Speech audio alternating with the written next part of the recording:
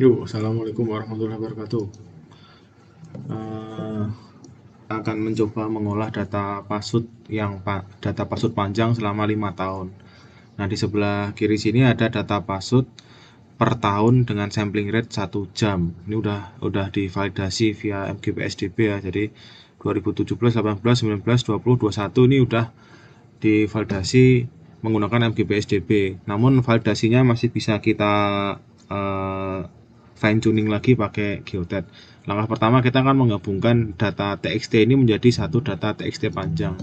Ini langkah di sini langkah saya ya. Jadi nanti kalau misalnya ada langkah yang lebih jos lagi tolong di-share. Pertama kita masuk dulu ke G, terus kita masuk ke foldernya. Terus kita lihat, oh berarti udah bener ya.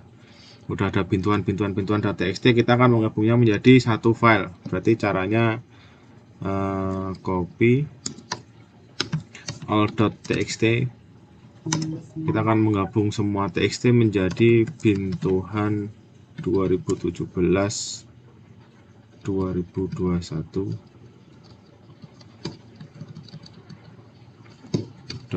.txt.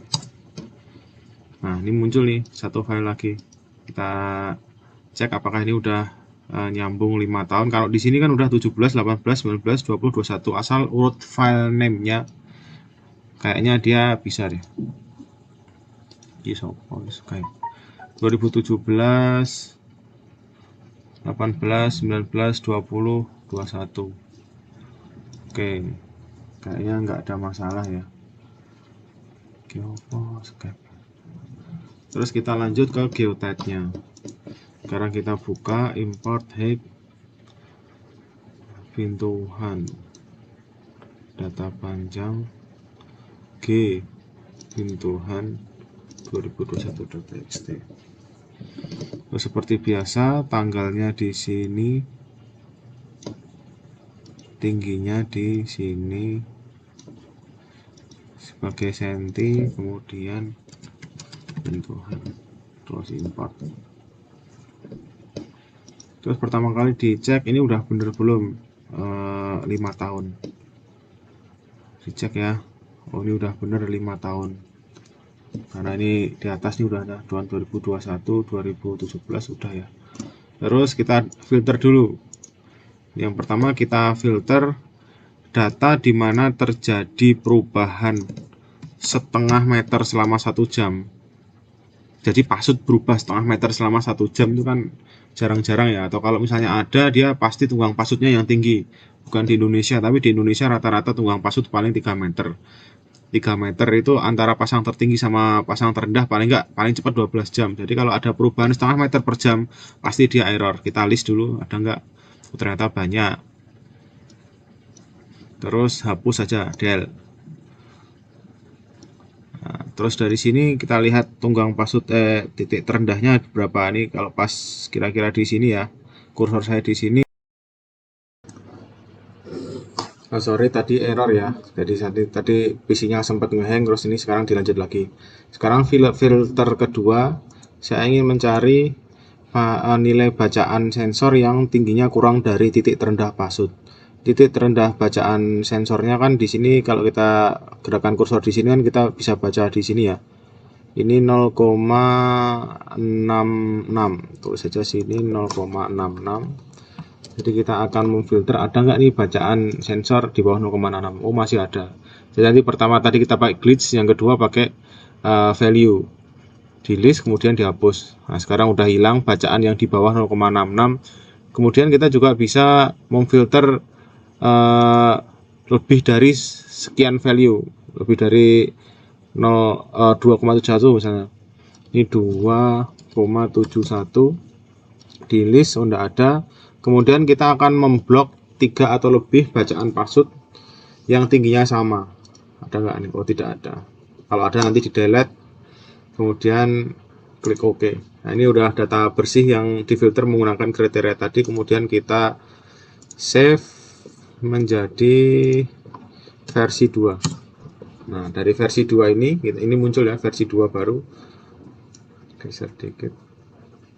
Kemudian kita lakukan analisis menggunakan UKHO Total Plus. kemudian nyalakan residualnya, residual errornya nyalakan, analyze.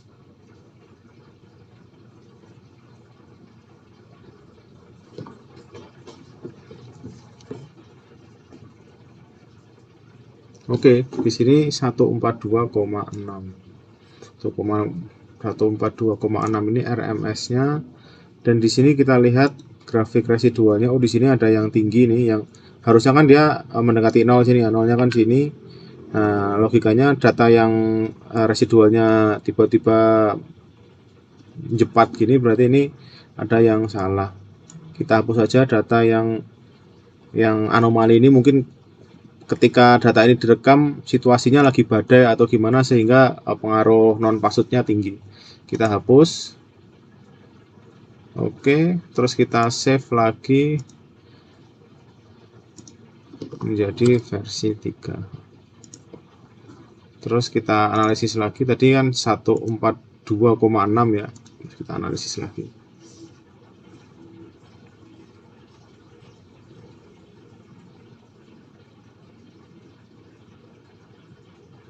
Nah, 139,3, dan selanjutnya sampai datanya ini RMS-nya paling kecil ya.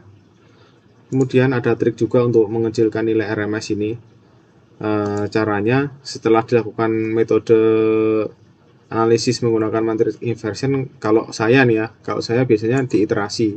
Gunanya apa? Jadi hasil yang sudah keluar pasang harmoniknya ini dilakukan lagi pengulangan perhitungan oleh si software ini sebanyak 1 kali saja. Nah, ini akan mengurangi RMS-nya menjadi lebih kecil. Soalnya kita lakukan analisis. Nah, ini lumayan agak lama ya ini ya. Tadi awalnya 1,39, nanti kita lihat hasilnya berapa. Nah, ternyata ini udah selesai beberapa menit yang lalu mungkin ya. Ini sudah ketemu RMS-nya 112,9 mili. Tadi kan 130-an ya.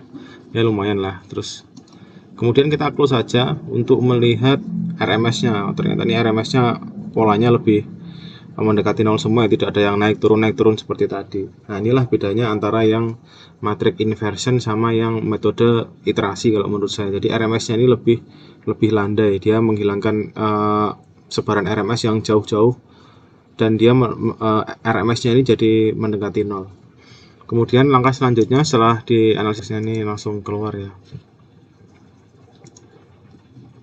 Nah, ini kita simpan. Di sini muncul file baru, kemudian kita lakukan reporting seperti biasa.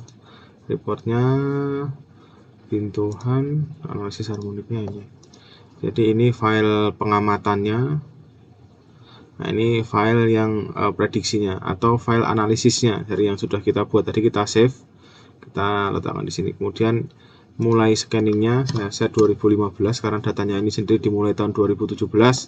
Sepanjang 18,6 tahun scan-nya, tapi datanya tadi 5 tahun. Kemudian kita buat report.